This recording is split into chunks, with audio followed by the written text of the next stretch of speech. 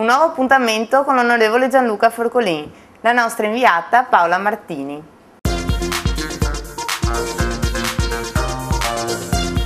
Onorevole Forcolin, la Lega rimane all'opposizione al governo Monti, che dopo il decreto Salva Italia si appresta a varare il decreto Sviluppo Italia.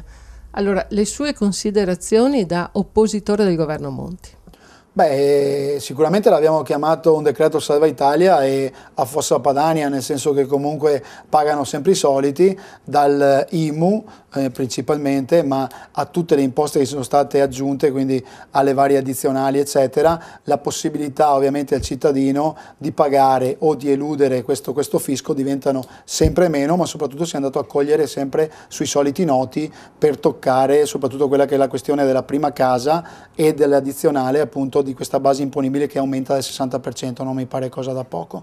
Onorevole, lei conosce già l'obiezione, tutti dicono che l'IMU era già prevista nel federalismo. Sì, era prevista nel federalismo, però nel federalismo era previsto che i comuni potessero applicarla con dei regolamenti propri e soprattutto le risorse dovevano rimanere nel territorio. Dobbiamo ricordare ai cittadini che l'IMU voluta dal decreto Monti porta il 50% dei corrispettivi incassati dai comuni, anche del nord, a Roma, quindi era esattamente il contrario del federalismo. E il rimanente 50% resta comunque? Resta nelle casse comunali, ma ovvio il federalismo invece prevedeva il 100% del trasferimento dai cittadini all'ente comunale per i benefici ovviamente del proprio comune. Così invece trasferiamo ancora IMU risorse a Roma. Onorevole, sempre per quanto riguarda anche un suo impegno personale circa emendamenti da presentare al governo, lei ha dato il via a un'iniziativa sul digitale terrestre che interessa proprio il nostro territorio, vuoi spiegarla? Sì, praticamente abbiamo capito in commissione che il Ministero ha spostato dal monte Piancavallo, dove oggi ci sono i ripetitori per ricevere il segnale RAI, al monte Venda. Questa trasformazione e questo successivo potenziamento della ricezione da parte della RAI comporterà per l'utenza finale, che oggi non vede il segnale, quindi non vede il canale, un disservizio che oggi già c'è, nel senso che non vediamo le trasmissioni. E oggi c'è questo, domani avremo anche il bisogno di rivolgersi a un antennista, a un tecnico, per spostare anche appunto la ricezione delle nostre parabole, delle nostre antenne eccetera.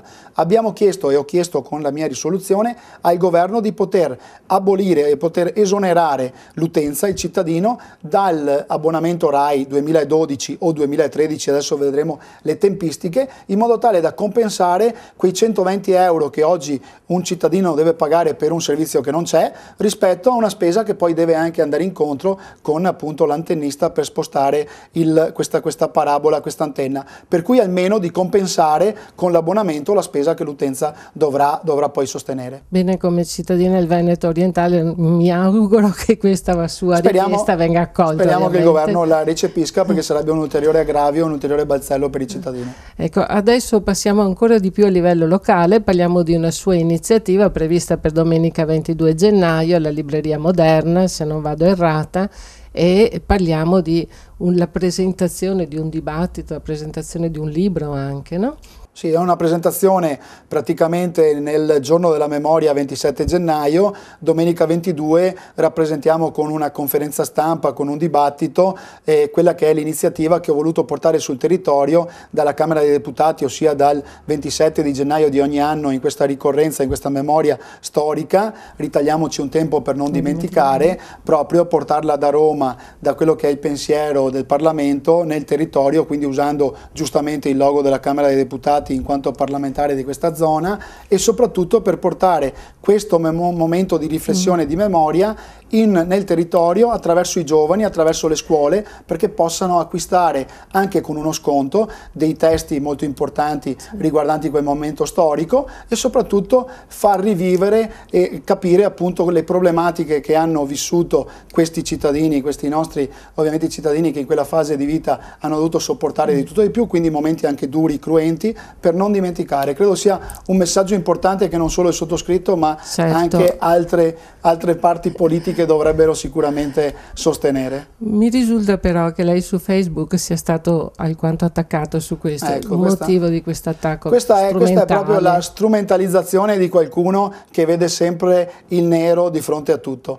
Io ho voluto portare da Roma, ripeto, questa iniziativa sul territorio, coinvolgendo le scuole. Un plauso al nostro dirigente che ha accolto con favore, dirigente scolastico, l'iniziativa e ha fatto raggiungere a tutti i ragazzi appunto il nostro messaggio. E domenica chiudiamo questo pensiero proprio perché vuole essere un momento per far squadra, perché questa non è una questione del parlamentare della Lega, ma è una questione del territorio. Ritagliamoci un tempo per non dimenticare quei fatti cruenti e quel periodo. Tutto il resto è strumentalizzazione che io rigetto al mittente. Bene, è su questo invito che penso sia opportuno chiudere, sia bene chiudere la nostra intervista. Grazie.